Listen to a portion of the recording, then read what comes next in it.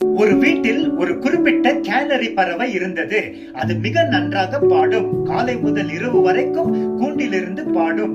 ஒரு நாள் அதன் கண்ணாடி கிண்ணம் உடைந்தது. அந்த கிண்ணம் தான் அதன் குளியல் தொட்டி. உடனடியாக அந்த பறவை சோர்வானது. சிறிது நேரத்திற்கு பிறகு அது பாடுவதை நிறுத்திவிட்டது. வீட்டில் இருந்த அனைவரும் இதை குறித்து பதட்டம் அடைந்தார்கள். பறவை உடம்பு சரியில்லாமல் இருப்பதாக நினைத்தார்கள். சில நாட்களுக்கு பிறகு கூண்டில் மற்றொரு கண்ணாடி கிண்ணத்தில் தண்ணீர் வைக்கப்பட்டது. உடனே அந்த பறவை அந்த கிண்ணத்தின் அருகே சென்று மகிழ்ச்சியுடன் தண்ணீரை அதன் ரெக்கைக்குள் தூவி அதன் மீது தெளித்து சுத்தம் செய்து கொள்ள தொடங்கியது. அதே நேரத்தில் மீண்டுமாக அந்த பறவை சந்தோஷமாக பாடத் தொடங்கியது. அந்த பறவை சுத்தமாக இருக்கும்போது தான் பாடும் என்று தெரிந்தது. பிரியமானவரே, இந்த சம்பவத்தை நான் சிந்தித்துக் கொண்டிருக்கும் போது பரிசுத்த ஆவியானவர் சங்கீதம் 51 எனக்கு நினைவுபடுத்தினார். அந்த சங்கீதம் தாவீதின் தாழ்மையான வேண்டுதல்.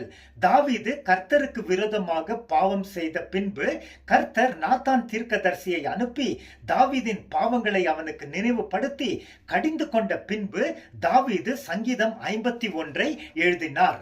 பாவம் செய்ததால் அவன் அசுத்தமாய் இருக்கிறான் என்பதை உணர்ந்த தாவீது கர்த்தர் அவனை கழுவி சுத்திகரிக்கும்படி 2 மற்றும் 7 வசனங்களில் வேண்டுகிறான். அசுத்தமாக இருந்த அவன் சந்தோஷத்தையும் இழந்து விட்டிருந்தான். வசனம் 8 மற்றும் 12 அதை தாவீது விவரிக்கிறார். கர்த்தாவே, சந்தோஷமும் மகிழ்ச்சியும் கேட்கும்படி செய்யும். உமது ரட்சிப்பின் சந்தோஷத்தை திரும்பவும் எனக்கு தாரும். தாவீது Israel's singer of songs are Israel's beloved singer என்று 2 சாமுவேல் 23:1 எழுதி இருக்கிறது. ஆனால் தேவனுக்கு அருவருப்பானவைகளை செய்து அசுத்தமான பின்பு தாவீதுக்கு பாட முடியாமல் போனது.